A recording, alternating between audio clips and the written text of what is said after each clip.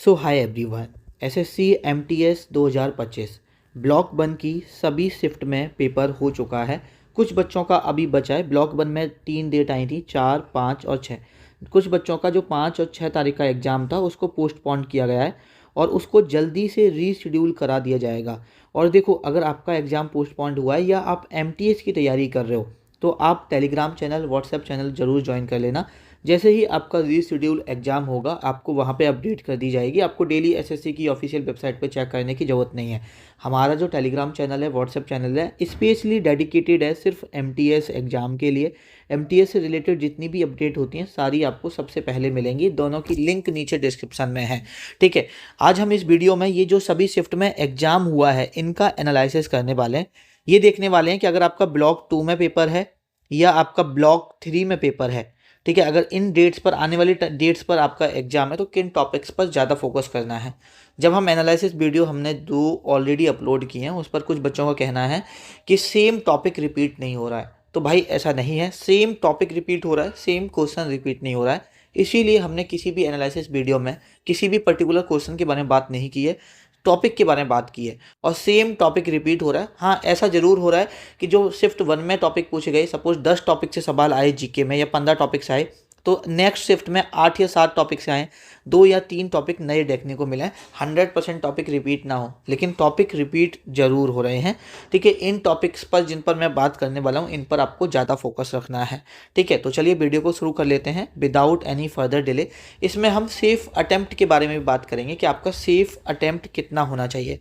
अगर हम बात करते हैं जीके के इंपॉर्टेंट टॉपिक के बारे में कि जीके के इंपॉर्टेंट टॉपिक कौन से हैं, उससे पहले थोड़ा सा हम सब्जेक्ट वाइज वेटेज के बारे में बात कर लेते हैं कि जो आपकी सब्जेक्ट वाइज वेटेज अभी चल रही है, सब्जेक्ट वाइज वेटेज क्या है, किस सब्जेक्ट पे आपको ज़्यादा फोकस रखना है। तो देखो, सबसे ज़्यादा फोकस रखना है स्टैटिक जीके पर।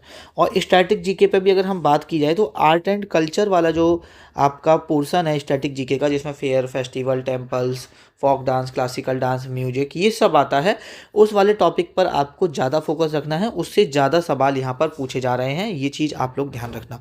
उसके बाद अगर हम बात करा जाए कि किसी और सब्जेक्ट से जिससे सबसे ज़्यादा सवाल बन रहे हैं, तो हिस्ट्री से बन रहे हैं। हिस्ट्री से देखा जाए तो एंशियंट हिस्ट्री से ज़्यादा बन रहे हैं। ठीक है, बाद बाकी का मीडिएवल हिस्ट्री, इसके बाद मीडिएवल हिस्ट्री से बन रहे हैं। ठीक है, मीडिएवल के बाद मॉडर्न हिस्ट्री से बन रहे हैं।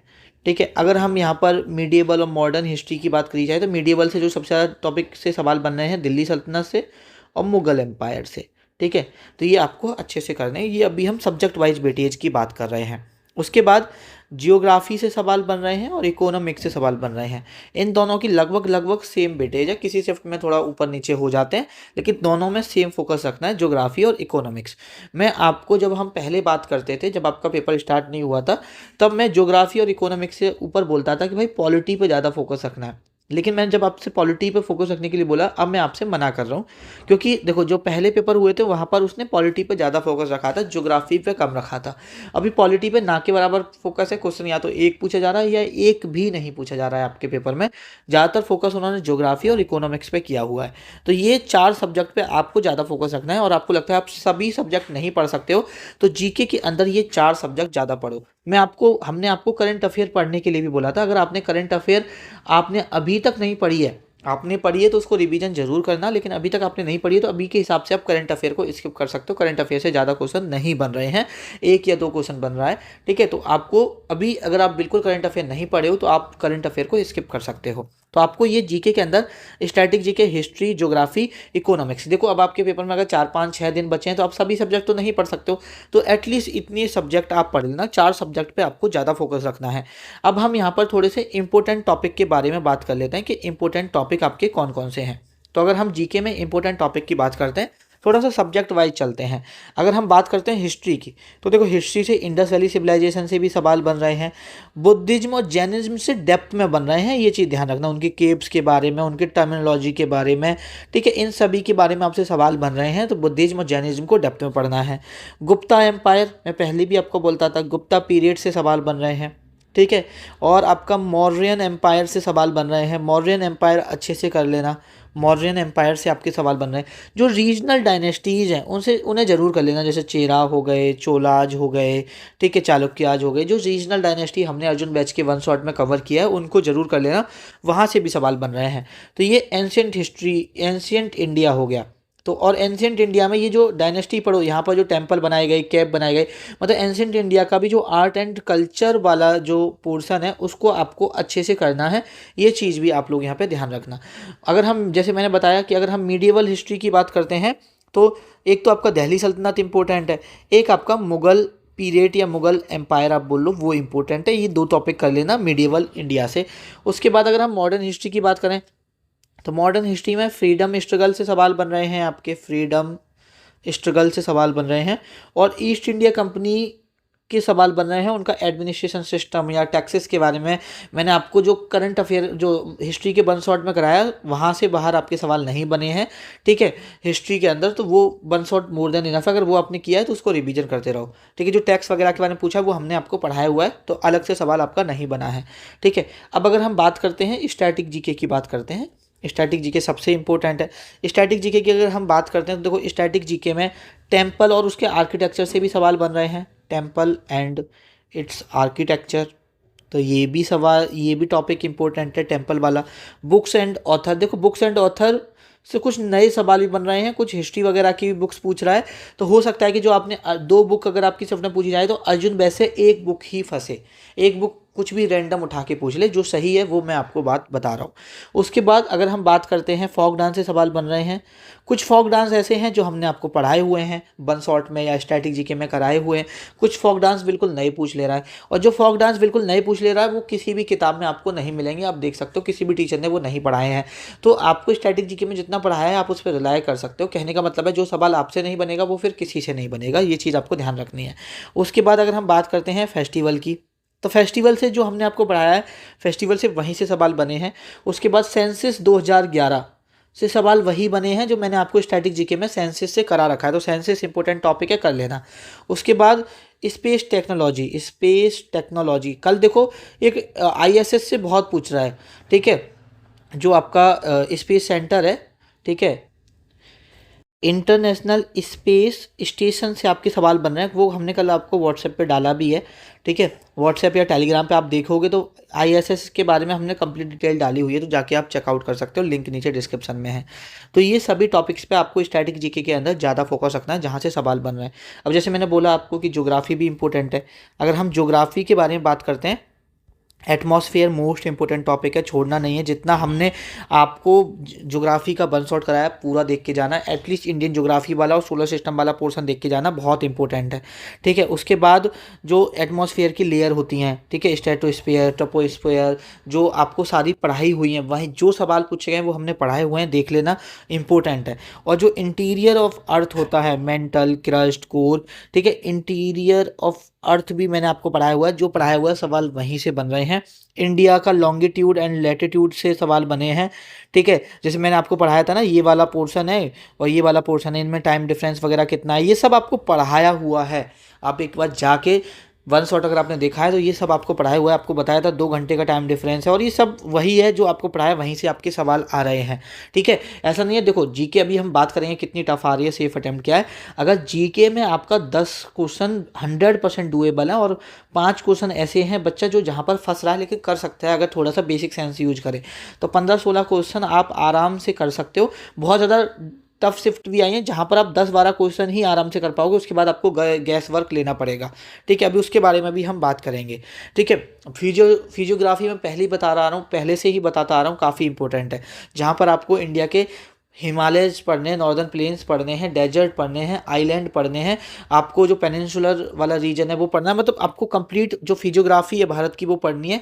हर एनालिसिस वीडियो में बताया है। तो अगर हम ज्योग्राफी की बात करें तो physiography of India, physiography of India, मतलब आपको वन शॉट में एटलीस्ट जो इंडियन ज्योग्राफी कराई है वो आपको अच्छे से करके जाना, वहाँ से पेपर में सवाल बन रहे हैं।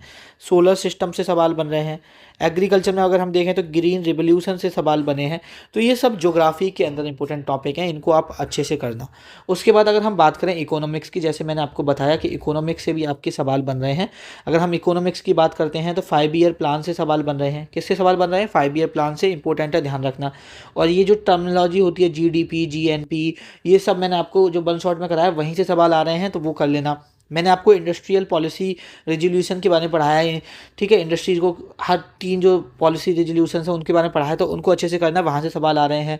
मैं आपको बोलता आ रहा हूँ कि 1991 रिफॉर्म आपको करने, वहाँ से सवाल आ रहे हैं। आपको जो वन शॉट में बजट पढ़ाया जिसमें कैपिटल रिसीप्ट वगैरह के बारे में जो पढ़ाया हुआ है, revenue receipt, capital receipt, expenditure क्या होता है, वो सारी चीज़ें जो क्लियर कराई हुई हैं उनको अच्छे से कर लेना, वहाँ से सवाल बन रहे हैं। ये तो हो गया जीके वाला पार्ट। अगर हम जीएस वाली पार्ट बात करें तो फिजिक्स, केमिस्ट्री, बायोलॉजी से कभी कभी शिफ्ट में एक एक सवाल बना है। कभी ऐसा है कि फिजिक्स और केमिस्ट्री से एक सवाल बन गया, बायोलॉजी से नहीं बना, या बायोलॉजी केमिस्ट्री से एक सवाल बन गया, फिजिक्स से नहीं बना।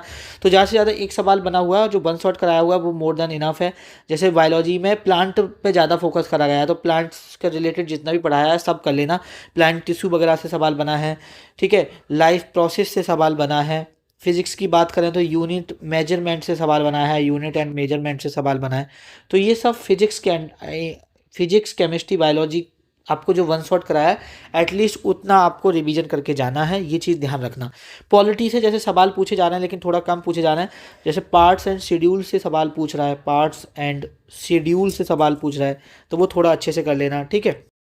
और आर्टिकल वगैरह से थोड़ा कम ही सवाल बन रहा है, लेकिन अगर आपने पढ़ा है तो एक बार गो थ्रू हो जाना। आपकी शिफ्ट में आर्टिकल वगैरह से सवाल आए, ऐसा ना हो कि आप कर ही ना पाओ, तो थोड़ा सा गो थ्रू होकर ज़रूर जाना। उसके बाद अगर हम थोड़ी सी बात करते हैं यहाँ पर इंग्लिश की, तो देखो अगर हम यहाँ पे इंग्लिश के बारे में बात करें तो आपके पैसेज किसी शिफ्ट में तो 1 पूछा जा रहा है, ठीक है, किसी शिफ्ट में 2 पूछा जा रहा है। तो 1 से लेकर 2 पैसेज, मतलब रीडिंग कॉम्प्रिहेंशन पे ज़्यादा फोकस किया गया है।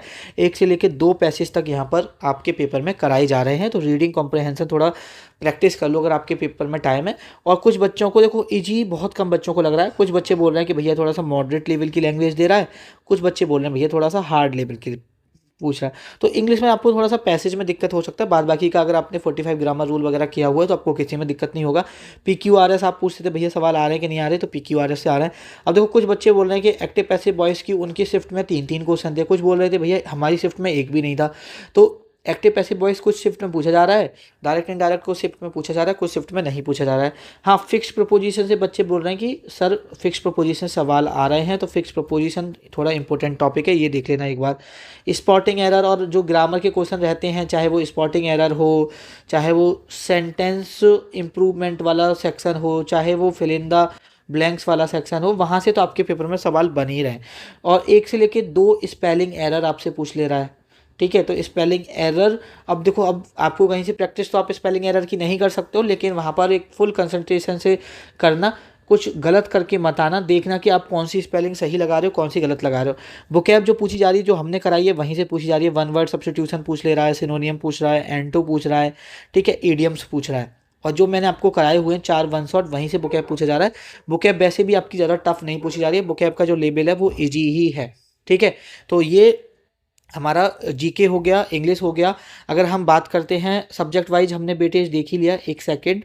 अगर हम थोड़ा सा बात करते हैं थोड़ा सेफ अटेम्प्ट के बारे में, कि आपके सेफ अटेम्प्ट क्या रहेंगे अगर आपका ब्लॉक 2 और ब्लॉक 3 में अगर आपका पेपर है, तो आपका सेफ अटेम्प्ट क्या रहने वाला है, उसके बारे में अगर हम बात करें तो देखो, अगर आप 22 क्वेश्चन इंग्लिश में सही कर दो तो 3 क्वेश्चन अगर आप बच जाएँ तो तुक्का मत मारना।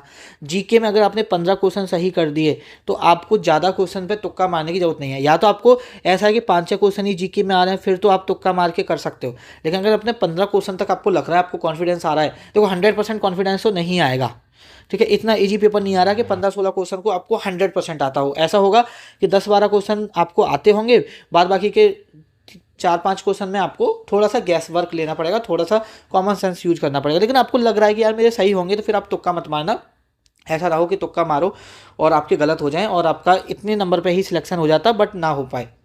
तो देख लेना, क्वेश्चन वही करना जहां पर आपकी गट्स फीलिंग 80% हो, 70% हो, वहीं पर आप तुक्का मारना।